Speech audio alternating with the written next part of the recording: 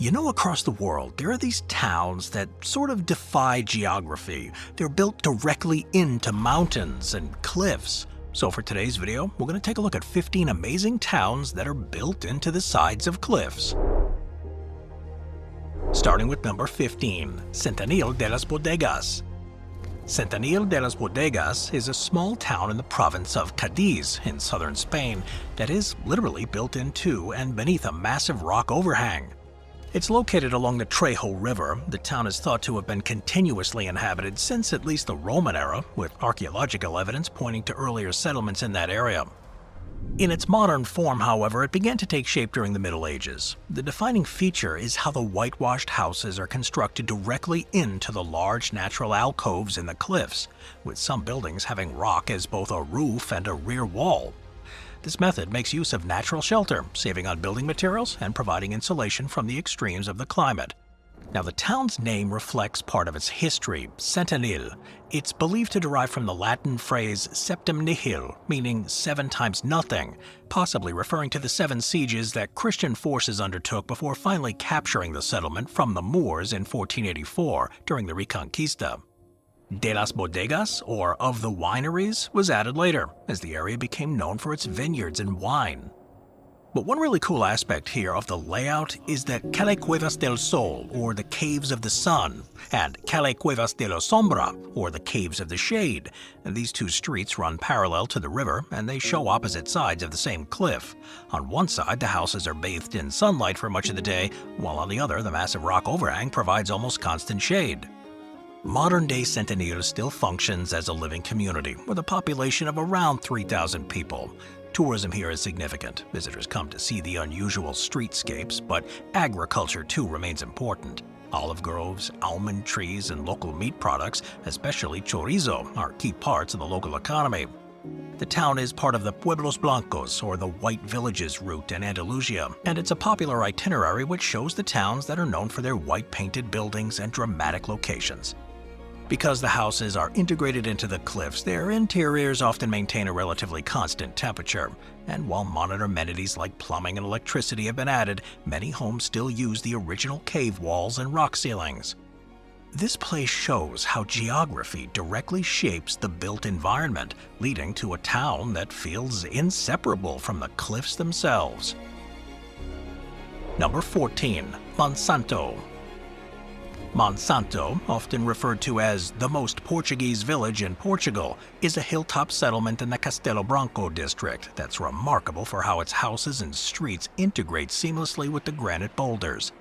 Now, while it's not perched over a sheer drop in the same way as some other cliff towns, much of the village here is built along steep slopes.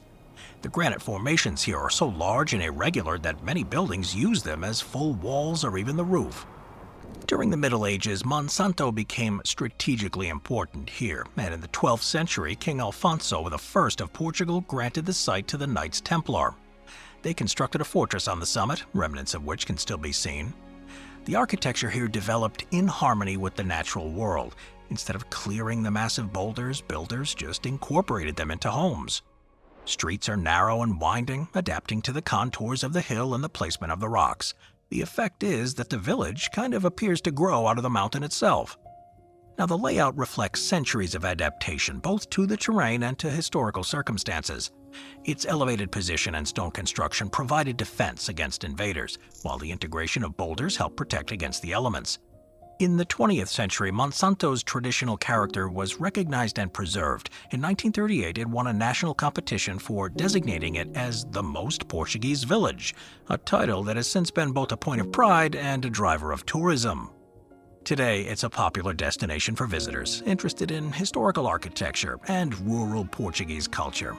The climb to the top of the village where the castle ruins stand offers some amazing views over the surrounding countryside, revealing just how isolated and defensible the location would have been in medieval times.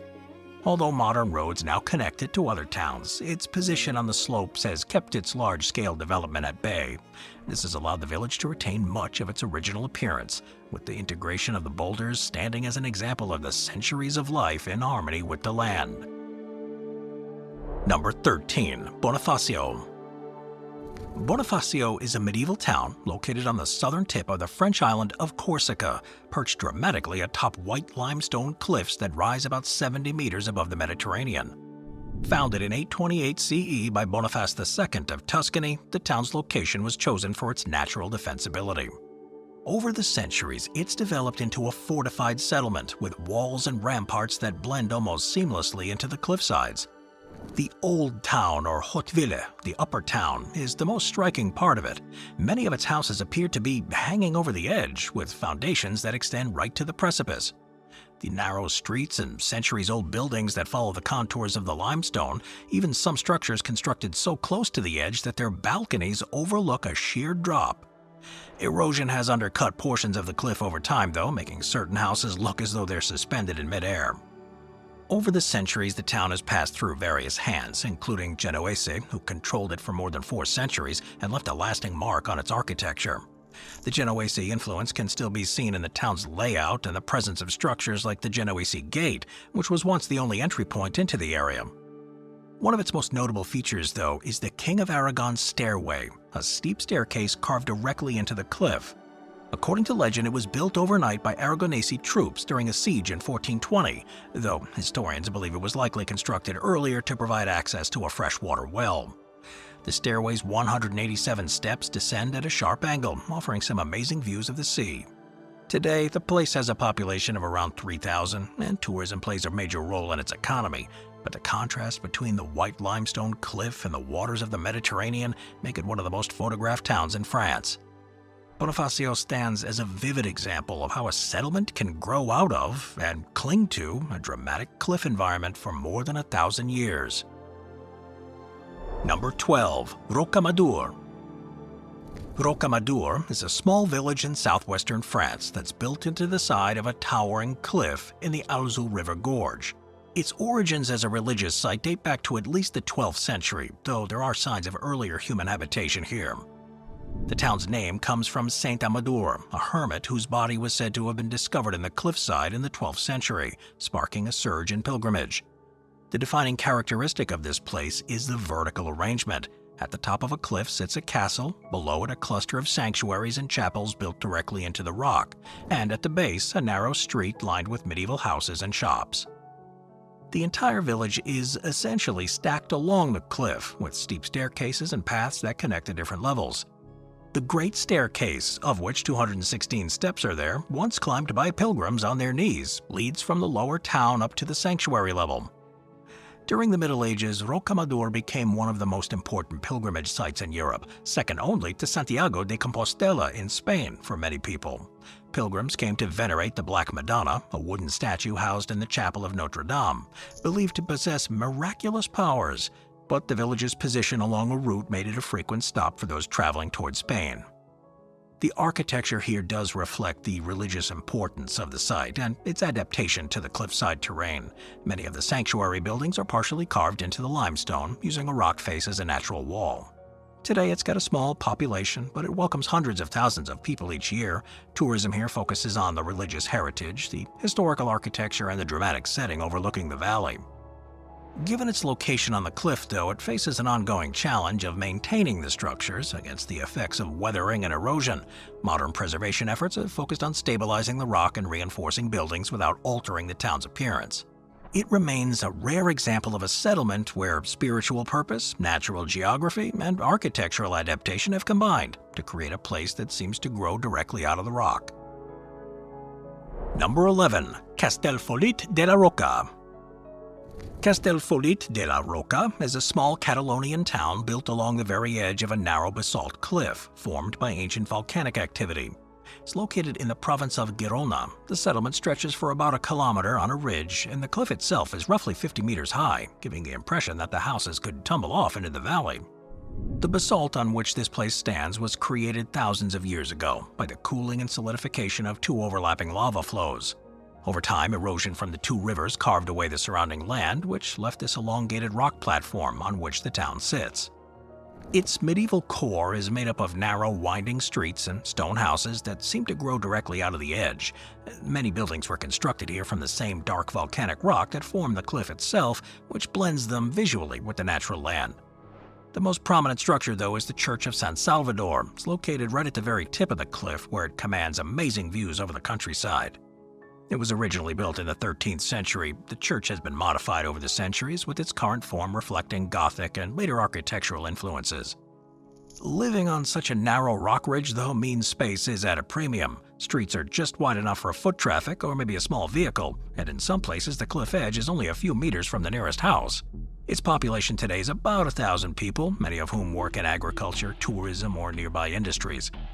Visitors come to walk through its old streets, explore the viewpoints along the cliff, and see the contrast between the dark volcanic rock and the green valleys below.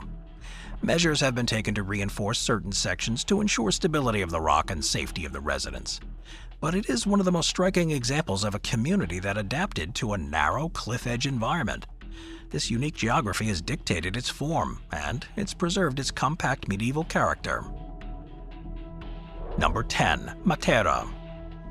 Matera, in southern Italy's Basilicata region, is famous for its ancient cave dwellings. It's known as the Stones of Matera. These dwellings represent one of the oldest continually inhabited human settlements in the world, with archaeological evidence of habitation going back tens of thousands of years.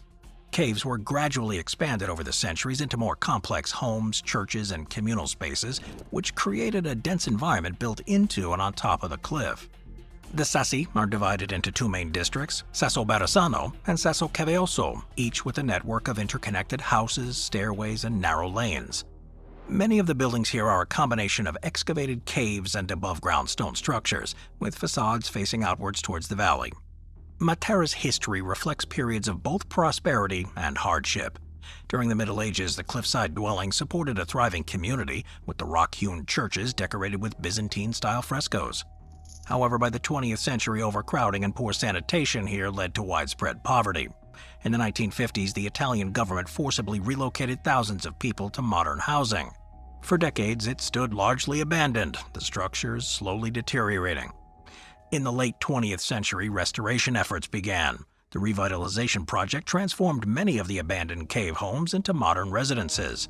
And in 1993, UNESCO designated the Sassi di Matera a World Heritage Site. Today it is a thriving tourist destination and a cultural hub. It was named the European Capital of Culture in 2019, which brought further attention, and visitors can explore both restored and unrestored cave dwellings.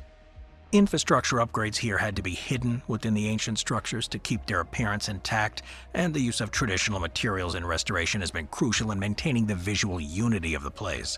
Its long history, from prehistoric cave shelters to modern revitalized city, shows the remarkable adaptability of communities that are built into these cliffside environments. Number 9. Al-Hajjara. Al-Hajjara is a mountain village located in Yemen's Haraz Mountains. It's west of the capital, Sana'a, built on the edge of a steep escarpment. Founded in the 12th century, Al-Haraja became a fortified stronghold during the medieval period, its position offering amazing views over the valleys and mountains, and the site's altitude over 2,200 meters above sea level made it defensible and relatively cool compared to the lower plains. Houses are constructed from locally quarried stone, often reaching 6 or 7 stories, with thick walls for insulation. The lower floors were traditionally used for storage and livestock, while the upper levels served as living quarters. The clustered buildings form a near-continuous wall along the cliff edge, which creates a unified defensive barrier. Historically, it was all part of a network of fortified villages in the region that protect trade routes and agricultural terraces. The steep slopes here are lined with stone-built terraces that capture rainwater and prevent soil erosion. Agriculture has been a cornerstone of life for centuries here, with farming methods adapted to the limited arable land and the challenging terrain. In modern times, it remains inhabited, though its population has declined due to some economic challenges and migration to the urban centers. Tourism was once a growing source of income, with visitors drawn, but political instability in Yemen has made travel to the region difficult. Preservation of it is largely the result of traditional building methods that use durable stone, and while modernization has reached some aspects of the area, such as limited electricity and road access, the core of the village remains much as it would have appeared hundreds of years ago. Al-Hajjara's survival as a functioning cliffside community shows the ingenuity of its builders and the resilience of its people in one of the most striking landscapes on the Arabian Peninsula. Number 8. Positano. Positano is one of the most famous cliffside towns in the world, located on Italy's Amalfi Coast in the Campania region. Built vertically into steep slopes, Positano's pastel-colored houses cascade down towards the Tyrrhenian Sea, creating one of the most photographed vistas in the world. Its origins trace back to at least the Roman period, when wealthy families built villas in the area. Its development into a densely built community took place over centuries, and it was shaped by the constraints of the terrain. Narrow lanes and staircases all connect different levels of the town, with very few roads suitable for cars. Houses are often terraced into slopes, and many have balconies or rooftop terraces with sea views. The use of local stone here in construction helps anchor the buildings to the cliffside, while the colorful facades, ranging from pale yellow to terracotta, reflect southern Italy's architectural tradition. Historically, it was a fishing village, and its economy relied heavily on maritime trade. The steep cliffs offered some natural protection from pirates, which was a significant threat in the medieval Mediterranean. During the 16th and 17th centuries, the town prospered as part of the Amalfi Maritime Network, but by the late 19th century it had declined, becoming a quiet community. In the 20th century, Positano has experienced a revival as an artist's retreat and later as a major tourist destination. The town was popularized internationally after author John Steinbeck wrote a 1953 essay describing it as a dreamlike place. Tourism now dominates the economy here, with luxury hotels and restaurants, and the town's also famous for its production of handmade sandals and lightweight cotton clothing, known as Moda Positano. Their beaches, like Spaggia Grande and Fornio Beach, lie at the base of the cliffs and are accessible through long staircases and winding paths. Fishing boats still dot the harbor, and they maintain a link to the town's maritime heritage. Measures to prevent landslides and manage erosion are ongoing, given the steep slopes and heavy seasonal rains here. Environmental preservation is a priority, as the town sits within a UNESCO-listed cultural landscape. Moving on to number 7, Ait Ben Haddou. Ait Ben Haddou is a historic fortified village or khazar located in the foothills in the high Atlas Mountains of southern Morocco. Built on the banks of a river, it is famous for its earthen architecture and for being partially embedded into the slopes of a hill. The site has been inhabited since at least the 11th century, though most of the existing buildings date back from the 17th. They were constructed using rammed earth, clay bricks, and wood, and the architecture is a classic example of southern Moroccan earthen building traditions. Many homes are multi-storied with flat roofs used for drying crops, and the village's stepped arrangement follows the contours of the hill, which creates a layered visual effect that blends into the terrain. Historically, Ait Ben Haddou was an important stop along a trans-Saharan caravan route that links the desert to Marrakesh.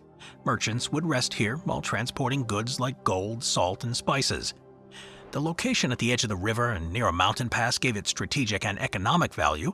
The fortifications here protected inhabitants and goods from raids, while its elevation made it easier to defend. Over the past century, the village has seen gradual declines in permanent residents, with many families moving to more modern houses across the river. However, some structures within the fortified village are still maintained and inhabited. Restoration projects still use traditional materials and methods to maintain the authenticity while addressing the erosion caused by rain and weather. Ait Ben Haddou has also become famous as a filming location for historic adventure films, including Lawrence of Arabia, Gladiator, and a few episodes of Game of Thrones. While this has brought more tourism and economic opportunities, it's also increased the need for careful preservation to prevent damage from tourists. Number 6. Gjirokastër.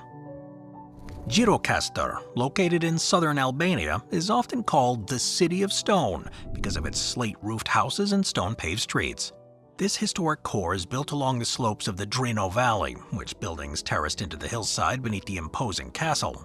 The town's placement on the incline gives it a layered look, with houses at higher elevations overlooking those below. The earliest settlement here in the area dates back to antiquity, but its current form developed during the Ottoman period, especially in the 17th and 18th centuries.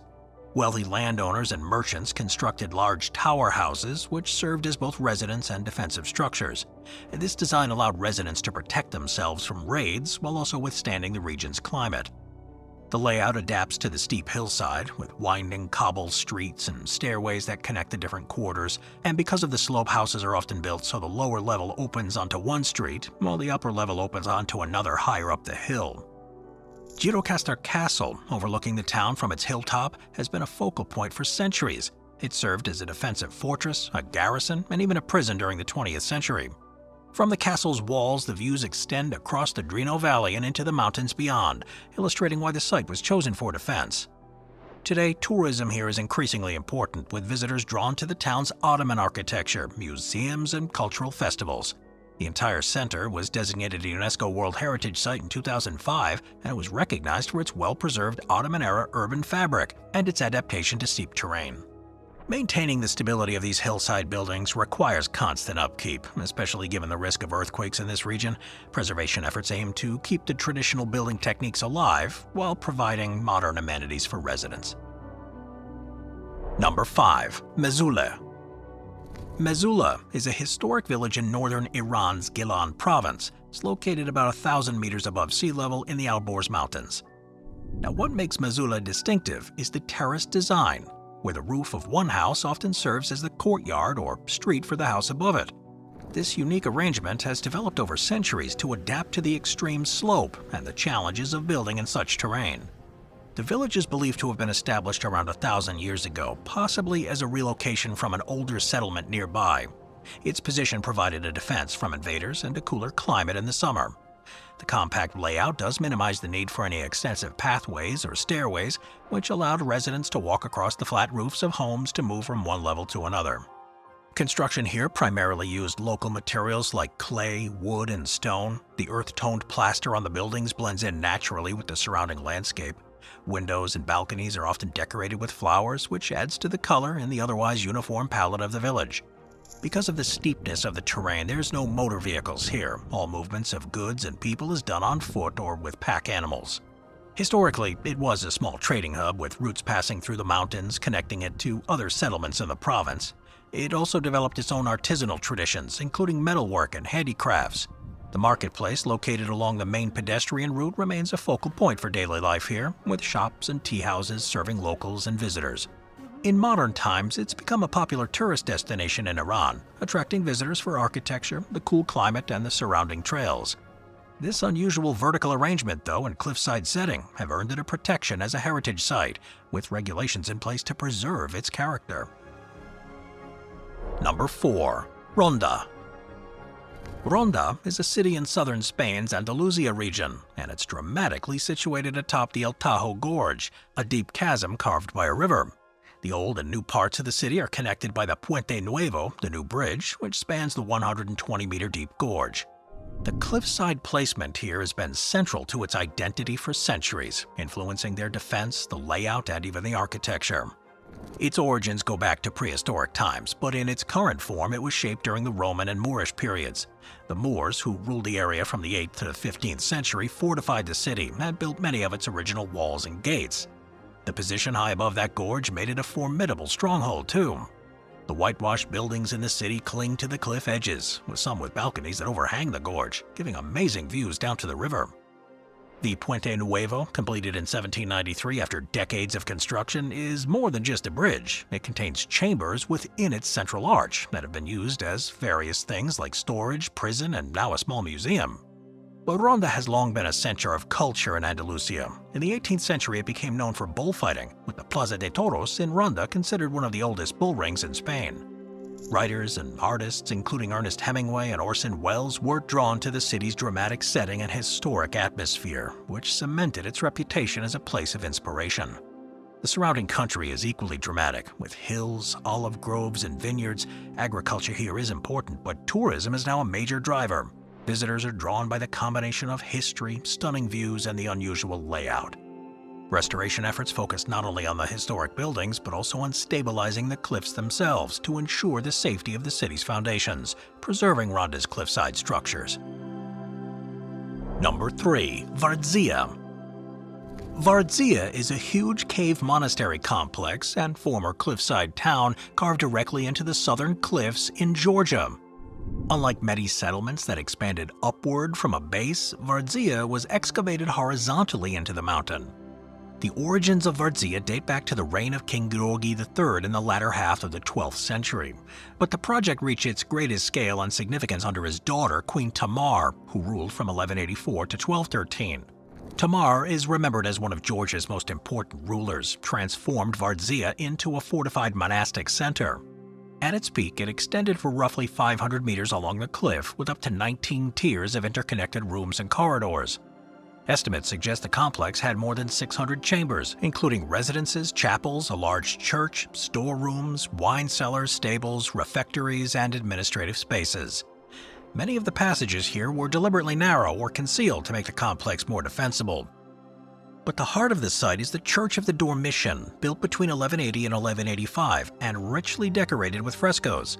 These murals, some of the best preserved examples of medieval Georgian painting, depict biblical scenes, the Virgin Mary, Christ, various saints, and unusually for the era, portraits of Queen Tamar and King Georgi III. The builders here integrated advanced infrastructure into this complex. They designed a water supply system that brought fresh water from mountain springs into the monastery through clay pipes. Storage areas within the caves kept grain, wine, and other provisions safe from weather and pests, and many rooms were devoted to winemaking, with large clay vessels known as quervi sunk into the floors to store and ferment the wine. Life in Vardzia revolved around religious devotion, communal living, and agriculture. The monks here, who formed the core of the permanent population, followed a structured daily routine of prayer, liturgy, and manual labor. Pilgrims from across the region traveled here to worship, participate in religious festivals, and seek blessings. Many living quarters here were pretty simple, consisting of 1 or 2 rooms with stone benches, small hearths, and niches carved into the walls. But the prosperity and stability of Vardzia was disrupted by a series of disasters and invasions. In 1283, a powerful earthquake struck the region, causing part of the cliff to collapse and exposing much of the formerly hidden monastery. Over the following centuries, it suffered repeated attacks, including raids by the Mongols and later assaults by Persian and Ottoman forces. A major blow came in 1551, when Persian troops sacked the monastery, killing many of its people and looting its treasures. Despite the setbacks, though, it remained and functioned as a religious site, though on a reduced scale. Over time, the population declined and many of the caves fell into disuse. Today, parts of Vardzia are still inhabited by monks, while much of it is open to visitors who come to explore its tunnels and rooms. The site's now recognized as a cultural monument. It's protected as part of Georgia's national heritage, and efforts to preserve it include monitoring the rock face for signs of instability. The challenges, though, of conservation here are significant, given the site's exposure to weather and seismic activity, but its importance as a symbol of Georgia's medieval past ensures ongoing attention and funding.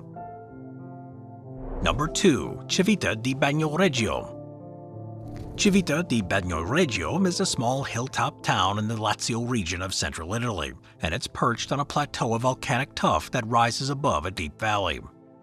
Often called the dying city because of the gradual erosion that threatens its very existence, Civita has been inhabited for over 2,000 years, and it's one of the most striking examples of a community clinging to the edge of a cliff.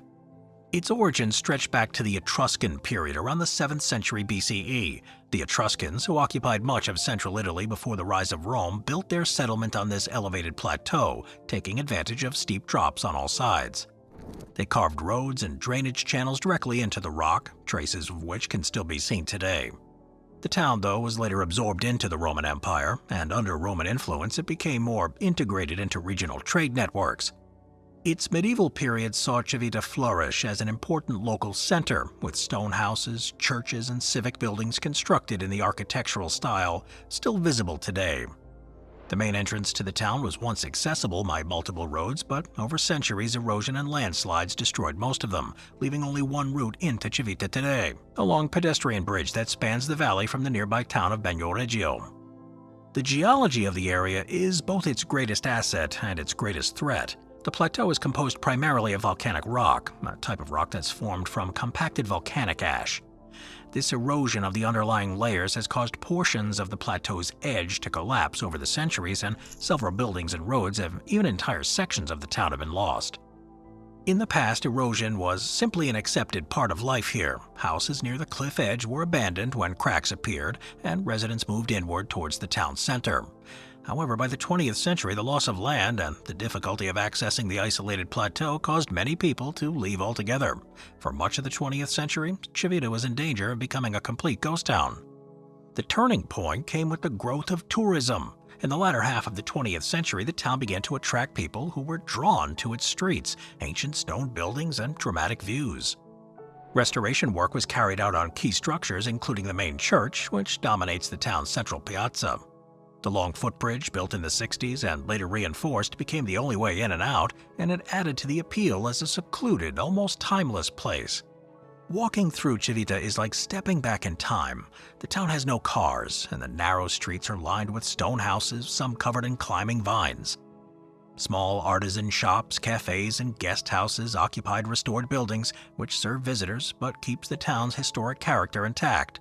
From certain viewpoints, the plateau appears almost like an island floating above the sea of gullies and ravines.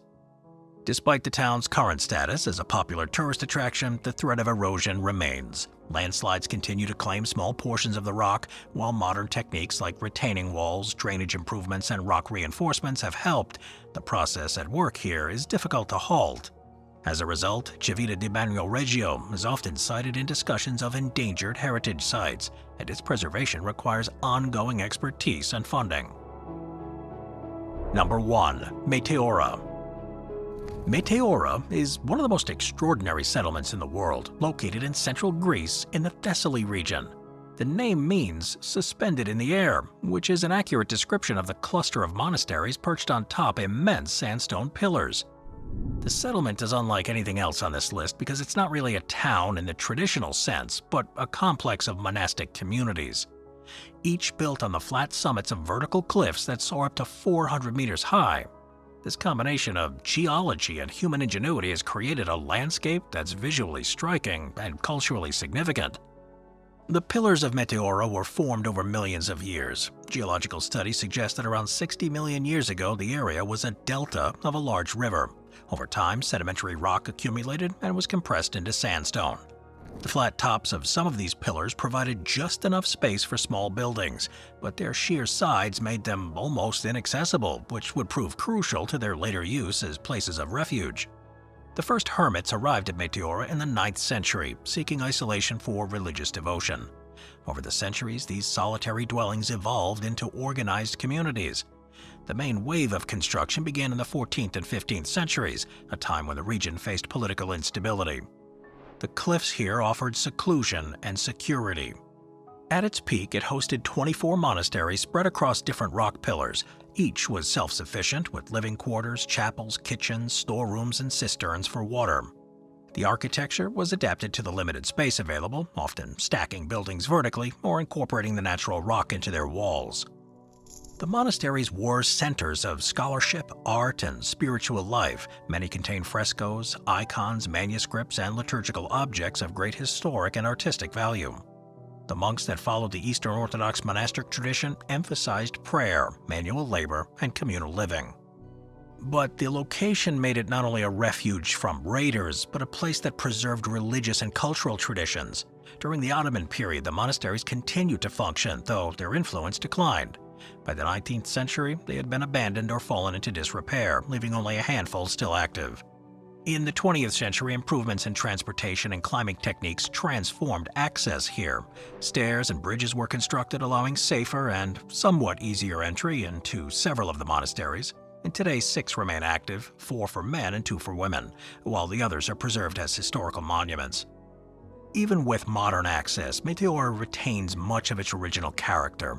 The sense of height, isolation, and permanence is palpable here when standing on top one of these rock pillars.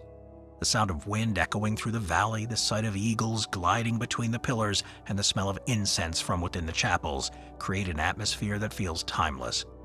While erosion and natural weathering continue to shape the sandstone, careful management has ensured that the monasteries themselves remain stable. The challenge for the future is to balance the needs of preservation with the demands of tourism, ensuring that the delicate harmony between the natural cliffs and the human settlements upon them is not disturbed.